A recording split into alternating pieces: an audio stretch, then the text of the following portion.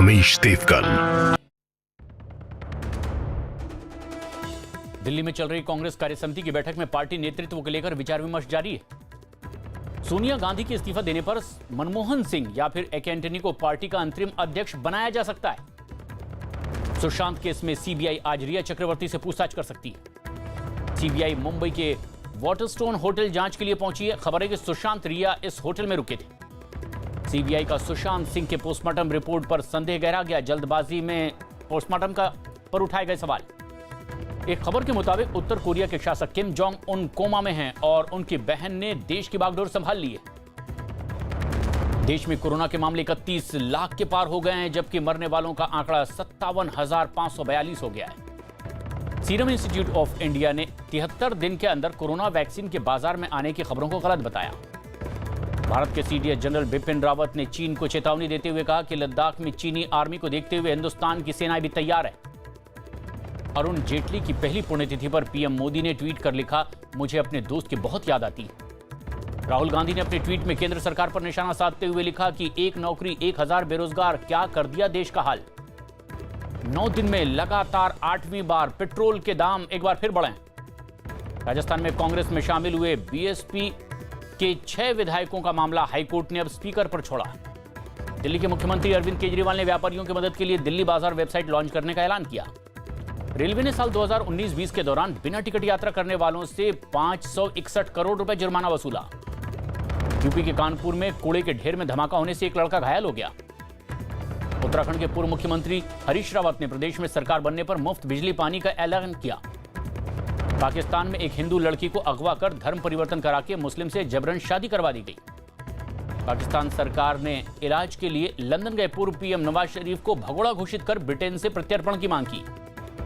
दक्षिण अमेरिकी देश पेरू में नाइट क्लब में भगदड़ मचने से 13 लोगों की मौत हो गई।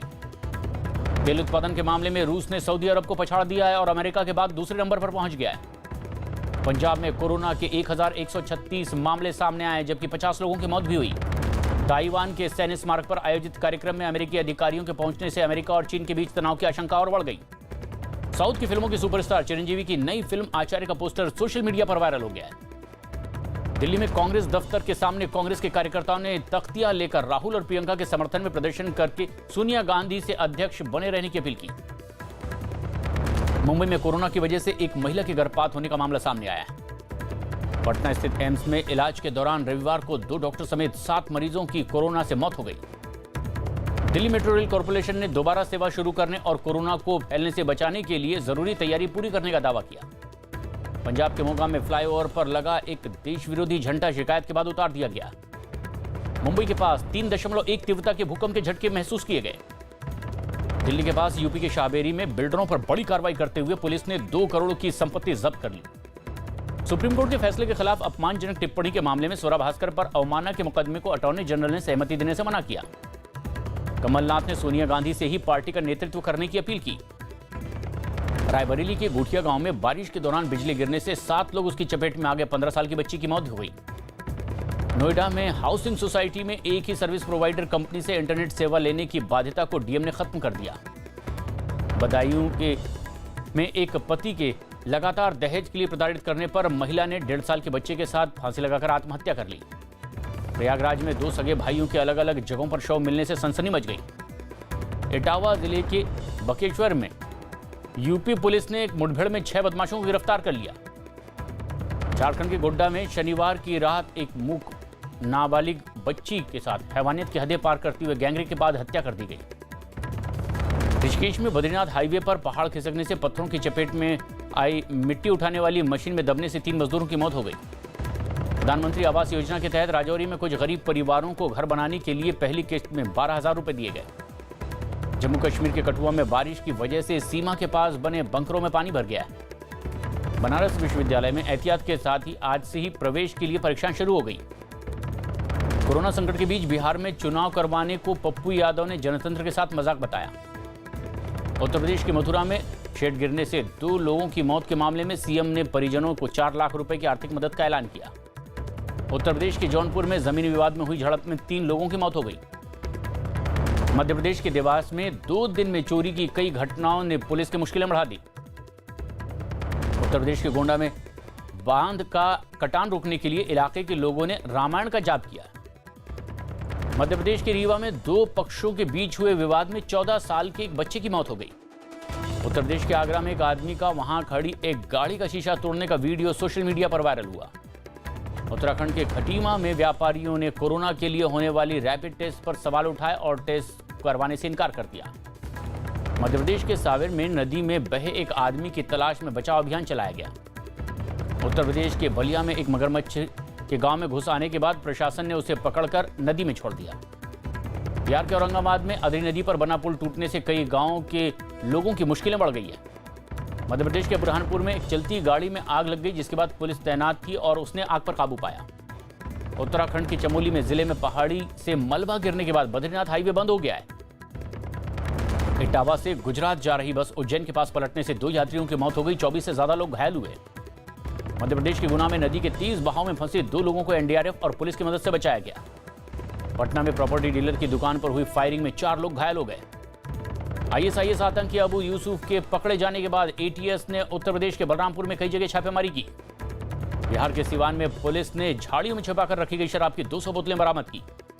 गुजरात के राजकोट में ओवरफ्लो के बाद मोतीसर डैम के 14 गेट खोल दिए गए। पुडुचेरी के मुख्यमंत्री वी नारायणसामी ने कहा है कि कांग्रेस में ये संकट की घड़ी है, राहुल गांधी को पार्टी का नेतृत्व करना चाहिए। विजयवाड़ा में एक डॉक्टर ने कृष्णा नदी पर बने प्रकाशम बैराज से छलांग लगा दी। इसकी तलाश के लिए सर्च ऑपरेशन चलाया गया। कर्नाटक के उडुपी में कोरोना से हुई मौत के बाद शव के बदले जाने पर घर वालों ने अस्पताल के बाहर हंगामा किया। ओडिशा में 3 दिन तक चलने वाला नवाखाई पर्व शुरू हो गया है। कोलकाता में लॉकडाउन के दौरान काम करने वाले कुछ डॉक्टर और अस्पताल के कर्मचारियों को साइबर ठगों ने अपना शिकार बनाया। पंजाब के कैबिनेट मंत्री सुखजिंदर सिंह रंधावा का कोरोना टेस्ट पॉजिटिव आया है। पश्चिम बंगाल के पर्यावरण मंत्री सोमेन महापात्रा कोरोना पॉजिटिव पाए गए हैं। केरल के कोझिकोड में रियाद से लौटे एक यात्री से 1.5 किलो से ज्यादा सोना बरामद किया गया। बीजेपी नेता गोवर्धन झड़पिया की हत्या के आरोप में 4 लोगों को गुजरात एटीएस ने गिरफ्तार किया है। कर्नाटक के रायचूर में कोविड अस्पताल में सुअर घूमने के मामले में पुलिस ने सुअर मालिक के खिलाफ केस दर्ज किया। अमेरिका के न्यू ऑर्लिन्स में समुद्री तूफान के बढ़ते खतरे को देखते हुए नागरिकों और सैलानियों को सुरक्षित जगहों पर जाने की सलाह दी गई है। अमेरिका में उत्तरी कैलिफोर्निया के जंगलों में लगी आग करीब 10 लाख एकड़ तक फैल गई है। हजारों घरों को भी इसने अपनी चपेट में ले लिया है। राष्ट्रपति के उम्मीदवार जो बाइडेन ने अमेरिका में कोरोना महामारी के फैसले के लिए डोनाल्ड ट्रंप को निशाना साधा है। टोक्यो में जापान के प्रधानमंत्री शिंजो आबे को अस्पताल में दाखिल होते देखा गया।